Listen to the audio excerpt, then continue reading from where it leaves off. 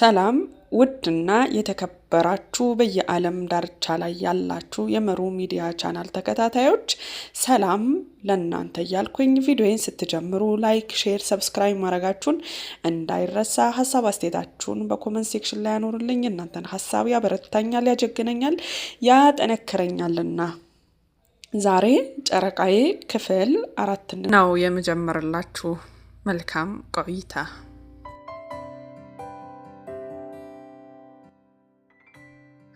አልደውልም ብዬ ስልኬን አስቀመጥኩት።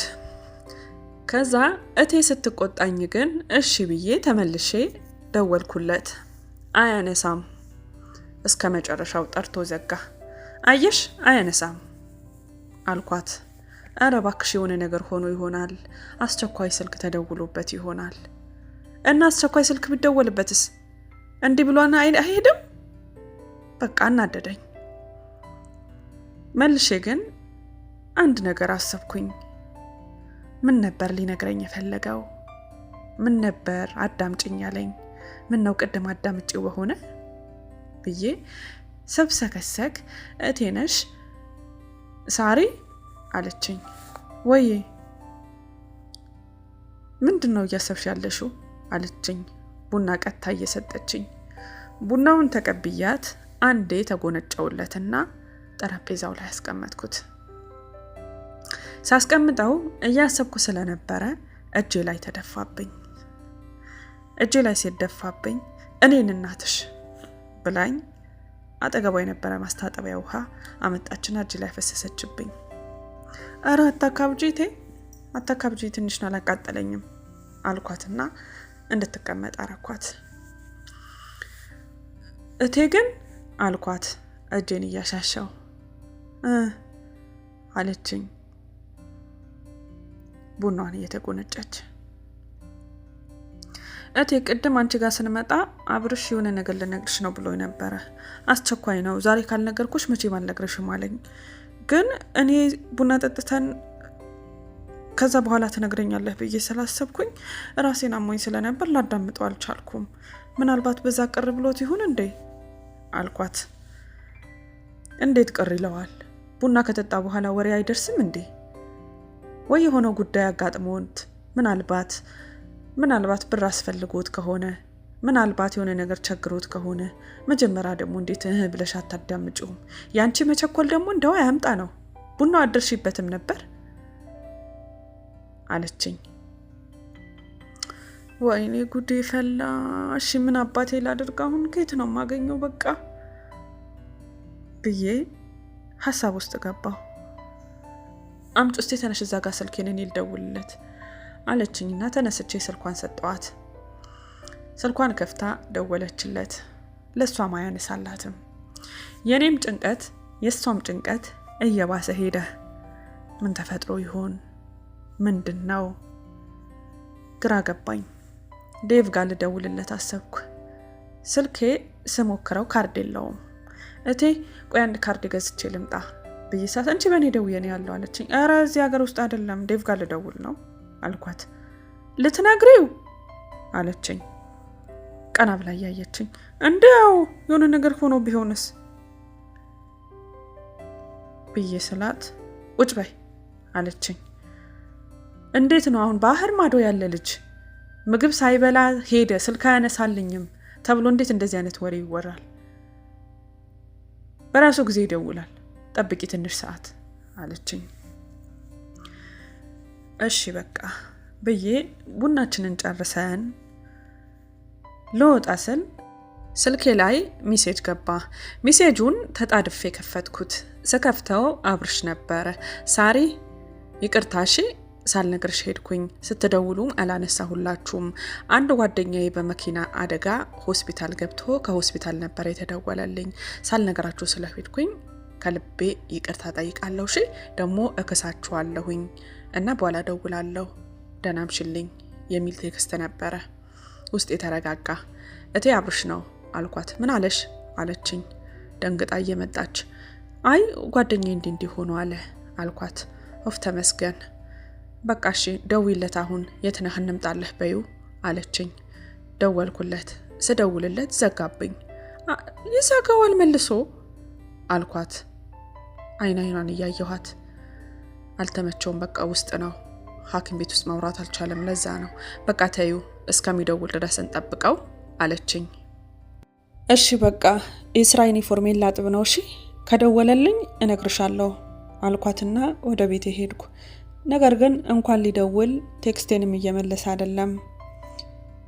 ተጨንቄያለሁ፣ ግን ደግሞ ተናድጃለሁ። ለምንድን ነው አንድ ቴክስት ብቻ ልኮልኝ ዝም ያለኝ የሚል ሐሳብ ውስጤ ፍርሃት ረብሾታል። እንደዛው ስብከነከን ልብሶቼንም ሳላጥብ ዩኒፎርሜም ሳይታጠብ እዛው ድፍት እንዳልኩኝ አልጋ ላይ እንቅልፍ ይዞኝ ሄደ። ስነሳ ከሌሊቱ 9 ሰዓት ነበር። ሰዓቴን ሳየው 9 ሰዓት ይላል። ስልኬን ከፈትኩት። ምንም አይነት መልእክት የለም። ከአብርሽም ከዴቭም ማንም አልደወለልኝም። በጣም ከፋኝ። እንዴት አይደውሉልኝም? ሁለቱም እንዴት ዝም ይላሉ? አብርሽ ግን ምን ሆኖ ነው? ምን አይነት ጨካኝ ነው? በጣም ተናደድኩበት። ዴቪይስ ምን ሆኖ ነው? እንዴት ዋልሽ አላለኝም? ዛሬ እንዴት ሳይደውልልኝ አደረ? እነዚህ ብሽቆች ተመካክረው ነው እንዴ እላለሁ። እንቅልፌ ብን ብሎ ጠፋ። ተነስቼ ቁጭ አልኩ። ማስበው ነገር ግራ ገባኝ። ምን ላድርግ? ዴቭ ጋር ልደውልለት እንዴ? አይ በዚህ ሰዓት እንዴት እደውላለሁ? ደግሜ አብርሽ ጋር ልደውልለት? አልደውልለትም። ይሄ ብሽቅ እንዴት እንደዚህ ዝም ይለኛል? ተመልሼ ስልኩን አነሳሁት።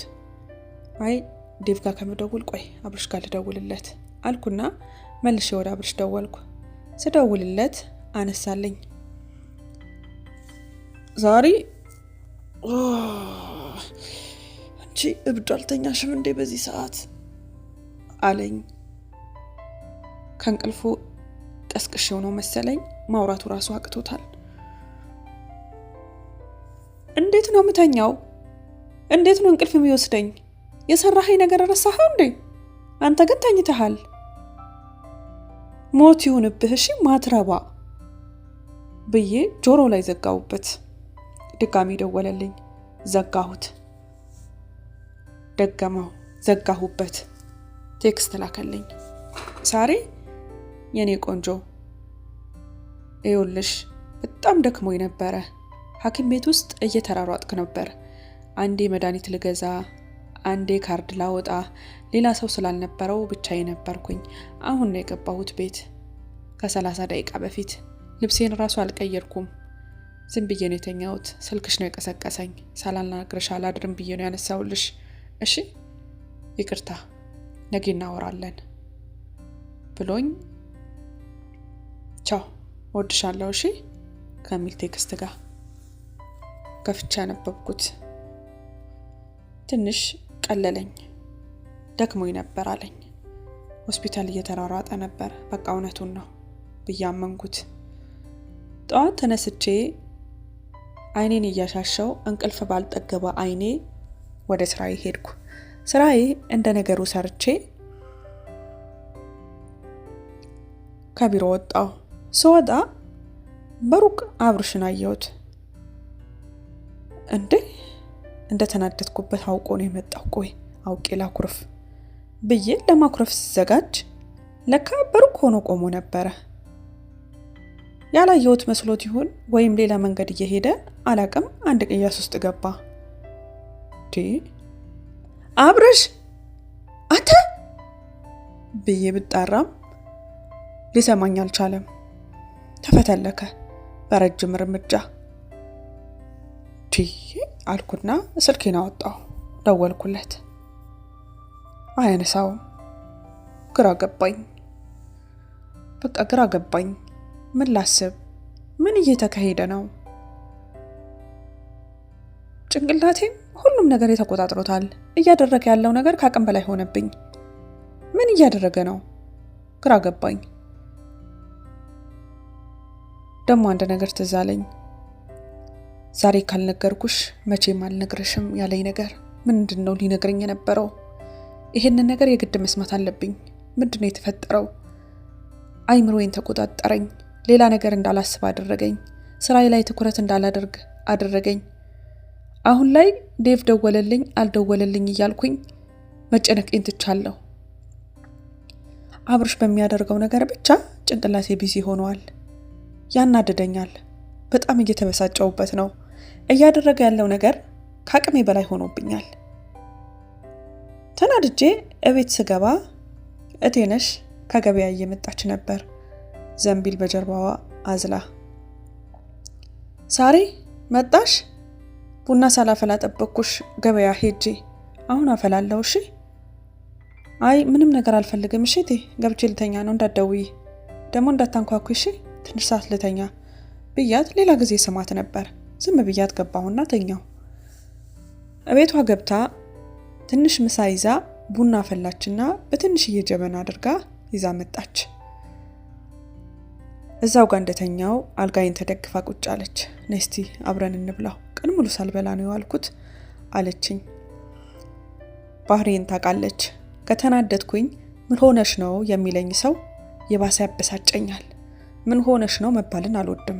በቃ ንዴቴ እስከሚበርድልኝ ድረስ ዝምታን ነው የምፈልገው። እንደውም ምን ሆነሽ ነው ካላችሁኝ እናንተ ላይም በጣም ልናደድ እችላለሁ። ምንም አልሆንኩም እሺ ነው ምላችሁ። ግን ካናደደኝ ሰው በላይ እናንተ ታናደዱኛላችሁ። ምን ሆነሽ ነው ካላችሁኝ ይሄንን ስለምታቅ ምን ሆንሽ ሳትለኝ ነይ እንብላ ነው ያለችኝ። እሺ ብዬ ተነሳሁና እጄን ታጥቤ መጣሁ። ምግብ በላን፣ ቡናውን ጠጣን። ስሚ ዴቭ ደውሎ ነበር እንዴ አለችኝ። አይ አልደወለም አልኳትና ይሄ ብሽቅ ግን ከአቅሜ በላይ የሆነብኝ ነው አልኳት። አይመቻችለት ይሆናል ተረጁ አለችኝ። ወይ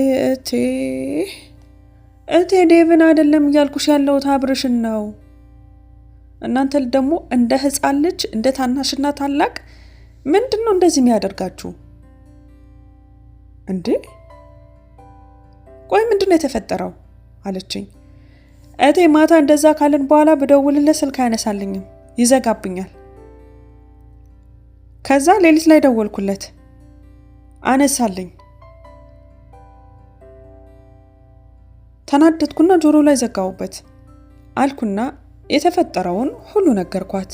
በር ላይ መጥቶ እንደነበረ ስራ ቦታዬ ያን ሁሉ ነገር ስነግራት እሷም ግራ ገባት። ልጁ ምን ሆኖ ነው አለችኝ። እኔ እንጃ ሊነግርሽ የነበረው ነገር አትጠይቂው ነበር ታዲያ ማታ ስትደውይ? መቼ አወራኝ? ደክሞኛል አለኝ ምንም ነገር እንዳልጠይቀው። ቆይ ነይማ ቤት ሄድለታለሁ አልኳት። ካልሆነ እንደዛ ይሻላል። ዝም ብለሽ አትናደጂ፣ እሱም የሆነ ችግር አጋጥሞት ይሆናል አለችኝ። ጓደኛው ግን ተሻለው? እንዴት ነው ደህና ነው ብሎሻል አለችኝ። እኔ እንጃ አልጠየኩትም ስለ ጓደኛው። እንዴት ቤት በኩል ምን ላውራው? መች ላውራው ይሰጠኛል? እሱ ሲፈልግ ሁለት ቃል ያወራና ይዘጋዋል በቃ አልኳት። ዴቭ እየደህና ነው እየደወለ ነው አለችኝ። እኔ እንጃ እሱ እየደወለ አይደለም። ወይ ጉድ! እሱ ሳይደውልልሽ ከሱ ጋር ሳታወሪ ውለሽ ማደር ችለሽ የአብርሽ እንደዚህ መሆን እያበሳጨሽ ነው? አይ ጥሩ አደረገ አብርሽ፣ አሁን ልጁንም ትንሽ እንዲያርፍ አድርጎታል አለችኝ። በዛ ተሳስቀን ስልኬ ላይ አንድ ቴክስት ገባ። ዴቭ ነበረ። ጨረቃዬ የኔ ውድ እንዴት አለሽልኝ? ደህና ነሽ? ምን ነው ቴክስትም አላክሽም፣ ሚስኮልም አላየሁም። ደህና ነሽ? እንዴት ነሽ?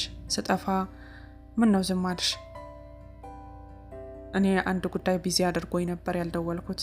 አንቺ ግን ዝም አልሽኝ። ሰለቸሽ እንዴ? እኔን መፈለግ ሰለቸሽ? ደህና ነሽ ግን እናቴ? በኋላ ደውላለሁ በደንብ እንዳወራሽ። እስከዛ ቴክስት ልላክልሽ ብዬ ነው። እሺ ብሎኝ የአበባ ምልክት የልብ ምልክት አስቀመጠልኝ። ቴክስቱን ሳይ ፈገግ አልኩ። ዴቭ ነው አለችኝ ፈገግታዬን ስታይ። አዎ አልኳት።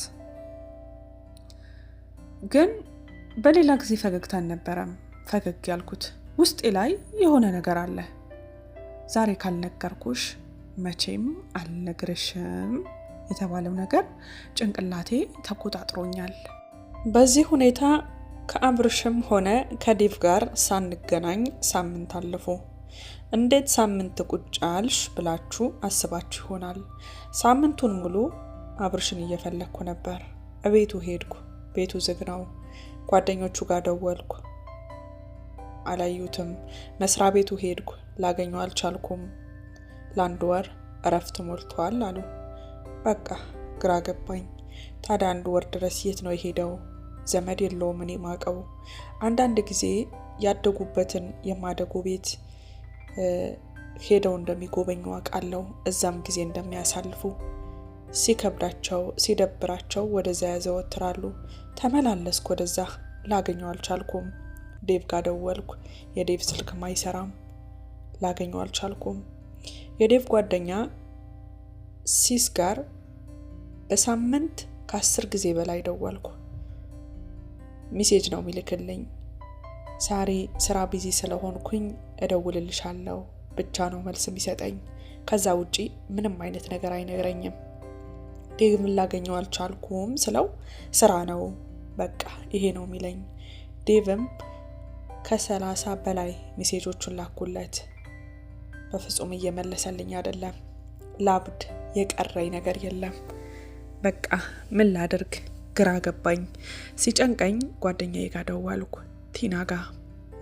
ቲና አልኳት። ወዳው ነበር ስልኩ የተነሳልኝ። ቲና አገር ውስጥ ነሽ አልኳት። ኖ አይደለሁም እንግሊዝ ነኝ አለችኝ። እሺ ቲና በጣም ጨንቆኛል። እማወራው ሰው አጥቼ ነው። ሰዓት አለሽ ታወሪኛለሽ አልኳት። ከተደዋወልን ቆይተን ነበር። ደንግጣ ምን ሆነሻል ሳሪ? ምን ተፈጠረ?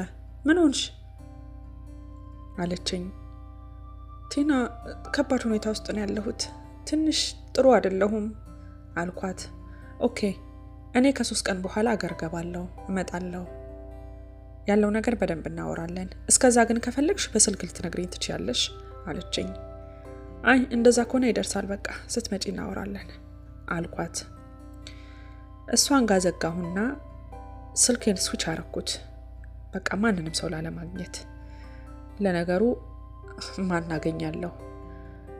የምፈልጋቸው ሰዎች እንደሆነ አውቀው አድራሻቸውን አጥፍተውብኛል። እኔ ለኔ የተባለ ነገር የለም እዚህ ምድር ላይ። አባቴ ሳላየው፣ ሳያቅፈኝ፣ ሳላቅፈው፣ ሳይስመኝ፣ ሳልስመው ገና ስወለድ በእግሬ መሄድ ሳልችል ጥሎኝ ሄደ። እናቴ ተምሬ ውጤቴ ላሳያት ስል፣ ሰው ልሆንላት ስል ድንገት ጥላኝ ሄደች። በቃ እኔ ማለት እንዴ ነኝ። የወደድኳቸው፣ የሚወዱኝ፣ የፈለግኳቸው፣ የሚፈልጉኝ በሙሉ ጥለውኝ ይሄዳሉ። በቃ እኔ ማለት ይሄ ነኝ። ምንድነኝ ነው መባለው? ገፊ ነኝ ወይስ ምንድነኝ? ከራሴ ጋር ግብ ግብ ጀመርኩ። ስልኬን ዘጋሁና ያው አልጋዬ ነው መወዳት። እሷ ብቻ ናት የምታወራኝ። ማነባባት እሷ ናት። ችግሬንም ተነፍስላት ለሷ ነው። ሁሉም ነገር የምታውቀው አልጋዬ ብቻ ናት። ተጠቅልዬ ተኛሁ። እንቅልፍ ግን ሊመጣልኝ አልቻለም። በቃ እንደው ጨንቆኛል። ከተወሰነ ሰዓት በኋላ በሬ ተንኳኳ። ዝም አልኩ። አቤት የማለት እንኳን አቅም የለኝም። ከፍቶኛል። ማልቀስ ፈልጌ ግን ማልቀስ አልቻልኩም። ከረጅም ጊዜ በኋላ ዴቭ ላይ ነበር ያለቀስኩት። ግን ድጋሚ እንባዬ ተሰረቀ። ድጋሚ እንባዬ ጠፋ። ደረቅ ሆኛለሁ። ክፍት አለኝ። ከዚህ በኋላ ለራሴ ማልኩኝ። ማናቸውም ቢመጡ ወደ ህይወቴ ላላስገባቸው ማልኩ። በቃ ማልኩኝ። በጣም ተሰማኝ። ከዛ ድጋሚ ተንኳኳ። ከራሴ ጋር አውርቼ ሳልጨርስ ተነሳሁና ማን ነው እንኳን ማለት ኃይል ስላልነበረኝ በጸጥታ በሩን ከፈትኩት። ስከፍተው ያልጠበቅኩት ሰው ማሂ ነበረች። ጓደኛዬ፣ የልጅነቴ። እቅፍ አረገችኝ። ምን ሆንሽ? አሁን እኮ ቲና ደውላልኝ ነው ሂጂ ወደ ቤት ብላኝ ምን ሆነሻል አለችኝ። ልጅነቴ ትዝ አለኝ። በትንሹም በትልቁም የምንገናኘው ነገር ድምጽሽ አላማረኝም ብለን ተሯሩጠን የምንሄደው ነገር ትዝ አለኝ። ልጅነቴ ናፈቀኝ። ለመጀመሪያ ጊዜ ማሂ ላይ ተደፍቼ አለቀስኩ። ዴቭም አብርሽም ከጠፉብኝ በኋላ እስካለቅስ ድረስ ዝም አለችኝ። አቅፋኝ እንዳለቅስ ረዳችኝ። አቁም ያላለችኝም ደስ አለኝ። ታውቃለች ምን ሆነሻል ምንድነው የተፈጠረው ብለው አይሉኝም። እንደዛ ሰባል እንደምናደድ ያውቃሉ። ከቆይታ በኋላ እንውጣ አለችኝ። ኖ የትም መሄድ አልፈልግም አልኳት። እሺ በቃ የምትፈልጊው ነገር አለ እዚሁ ቤት እናስመጣ። አይ ቤት ሁሉም ነገር አለ ግን ዛሬ ማውራት ብቻ ነው የምፈልገው አልኳት። ከመጀመሪያ እስከ መጨረሻው ተረኩላት የሆነውን በሙሉ። እሷም ልክ እንደኔ ግራ ገባት። እኔ ልደውልለት እንዴ ለዴቭ አለችኝ። አይ እንዳትደውይ በብዙ ሰው አስደወልኩ አውቀው ነው ስልካቸውን ያጠፉብኝ አልኳት። እሺ አንቺም ዝም በይ የተወሰነ ቀን ስልክሽ እንዳከፍቹ ስልክሽ አለ መክፈትሽ ዝግ መሆኑ ሲታወቃቸው ራሳቸው ተጨንቀው ይመጣሉ። ዝም ባያቸው እስቲ ትንሽ ቀን አለችኝ። እሺ ብዬ 1 ወር ሞላኝ በዛ ሁኔታ ዴቭን ድምጹ ሳልሰማው አብርሽ የት እንዳለ ሳላውቅ። ከ1 ወር በኋላ ግን አዲስ ለኔ ከባድ የሆነ መርዶ ተነገረኝ። ዴቭ አንዲት ሴት አፍቅሮ በሷ ፍቅር እየተሰቃየ እንደሆነ ለኔ ሊነግረኝ እንደከበደው ድጋሚ ወደ አገር ቤት ተመልሶ እንደማይመጣ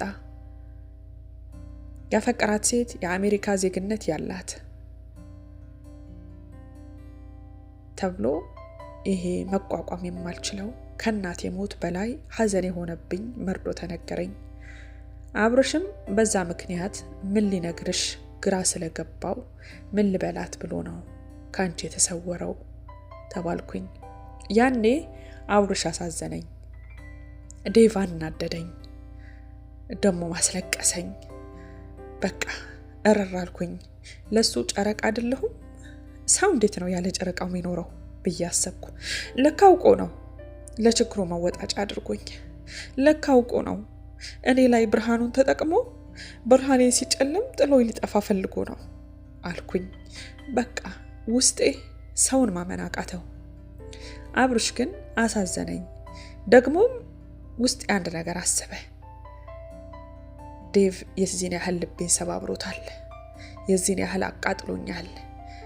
እሱን ከሚያስታውሰኝ ነገር በሙሉ መራቅ አለብኝ ብዬ አሰብኩ። አብርሽ ይሄን ነገር መስማት ያውቆ ወደ ቤት መጣ። በር ላይ ቆሞ አየሁት። አላለቀስኩም፣ አልተናደድኩም፣ ምንም ነገር አልጠየቅኩትም። ሰላም ተባብለን ገባ።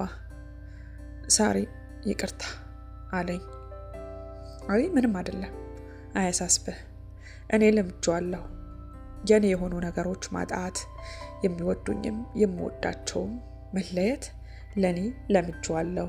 እንዳሁኑ ባይሆንም ብዙ መወዳቸው ነገሮች አጥቻለሁ። ተከድጄ ባይሆንም ብዙ ነገሮችን ተነጥቄያለሁ። ስለዚህ አታስብ አልኩትና ሌላ ወሬ ማውራት ጀመርን።